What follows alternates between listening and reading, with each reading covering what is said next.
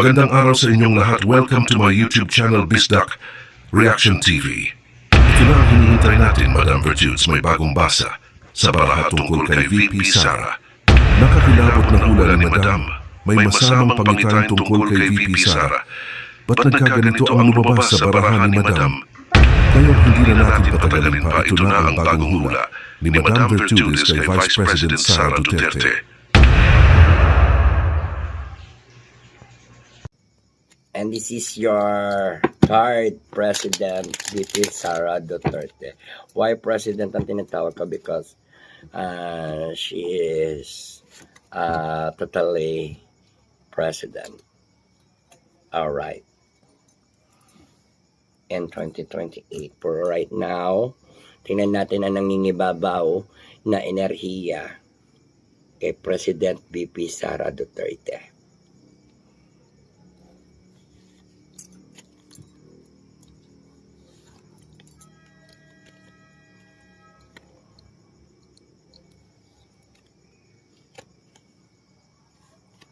Nakakakilabot, nakakatakot. Bakit ganito ang tarot card na enerhiya ni President VP Sara Duterte?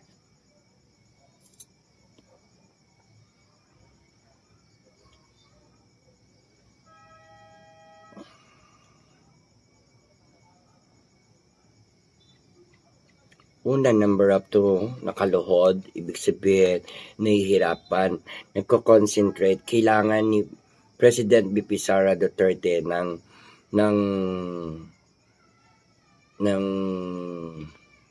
malakas na concentration dahil hindi niya nakikita or makikita ang iba't ibang klase ng kanyang mga kalaban because she's blind to fight or wala siyang kailangan niyang lubos na bantayan at makita at mag-concentrate si VP Sara Duterte sa kanyang pakipaglaban, ang paghahanda.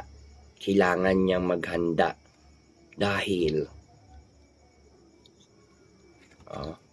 kailangan ni President VP Sara Duterte ng paghahanda at ihanda na niya ang kanyang sarili sa anumang laban na harapin niya at nangyayari sa ngayon dahil dito maraming tumitira sa kanya, maraming sumasaksak patalikod at maraming gusto siyang pabagsakin.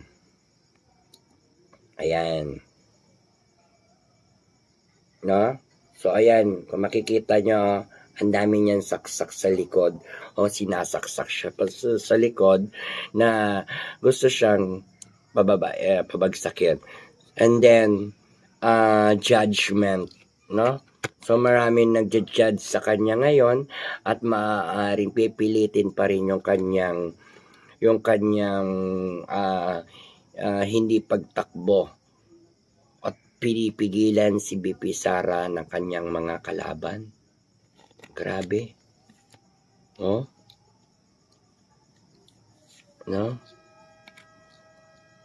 Paghahanda o pagko-concentrate ang enerhiya ni President VP Sara ay paghahanda dahil maraming gusto siyang pabagsakin. Maraming pumipigil at tumihila sa kanya pababa at pabagsak.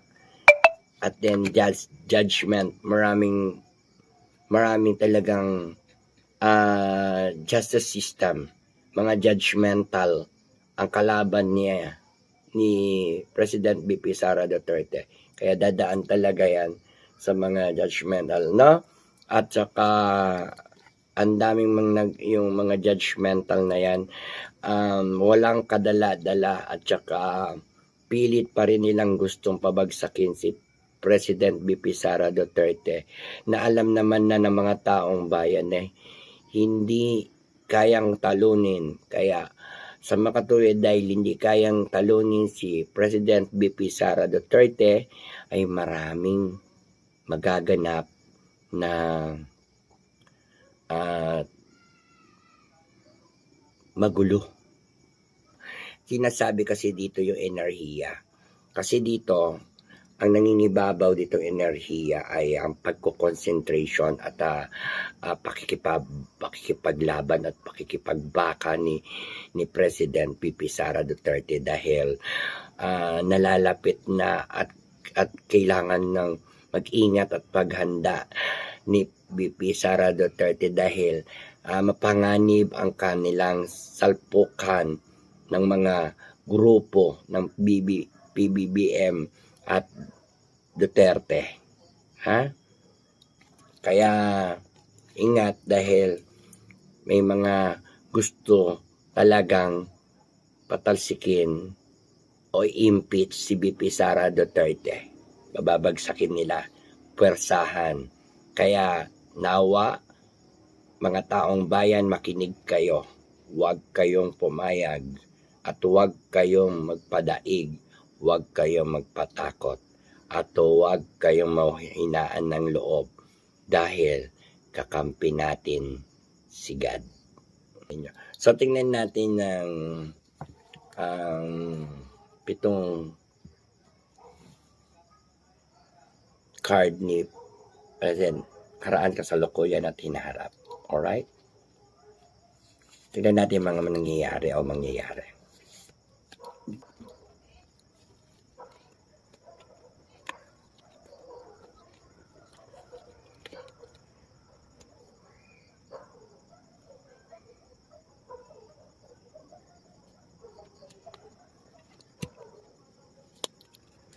Tingnan natin yung pitong card ni President BP Sara Duterte. Alright? Support. No? Maraming tutulong kay President BP Sara Duterte. Kakagulo ang Malacanang. Ang palasyo. Magkakawatak-watak. Maghiwa-hiwalay. May kaguluhan. At pabagsak ang palasyo sa oras na hindi maagapan ang problema ng gobyerno at ng taong bayan ay magagalit, nakakaibang galit, no? So ayan, panganib at mapanganib at nanganganib na ang palasyo o ang Malacanang. Next card.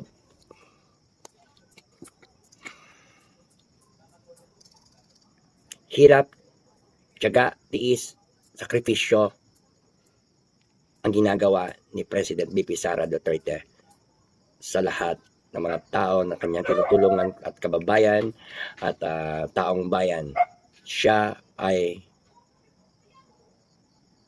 trabaho lang ng trabaho. Proposal.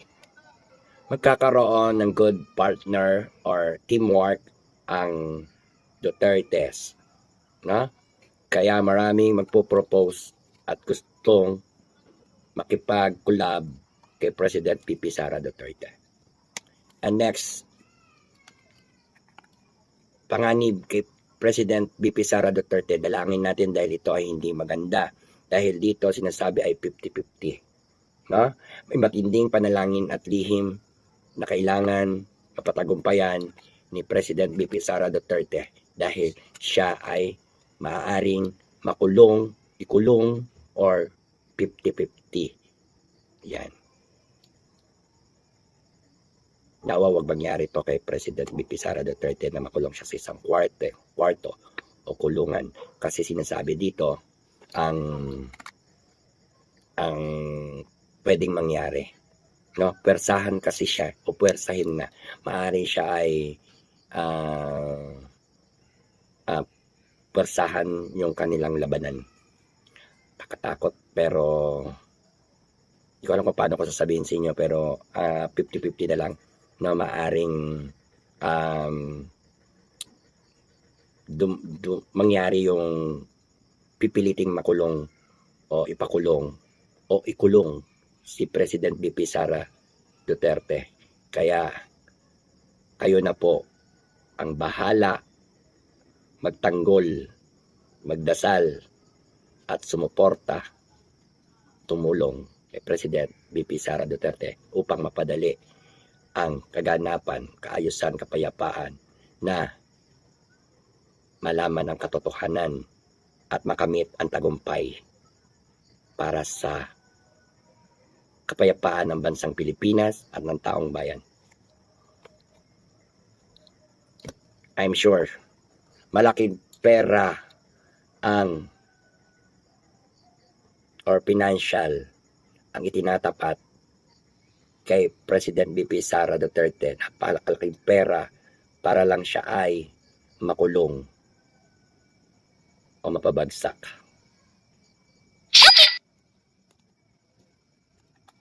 Justice system.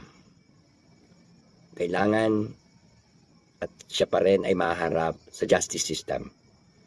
Paninimbang o titimbangin ang bawat nangyayari o mangyayari kay President BP Sara Duterte. Nakakatakot mga kabartudes dahil biro nyo, ang laki ng pera ngayon ng taong bayan na ginagamit o gagamitin para lamang patalsik o makulong si President BP Sara Duterte.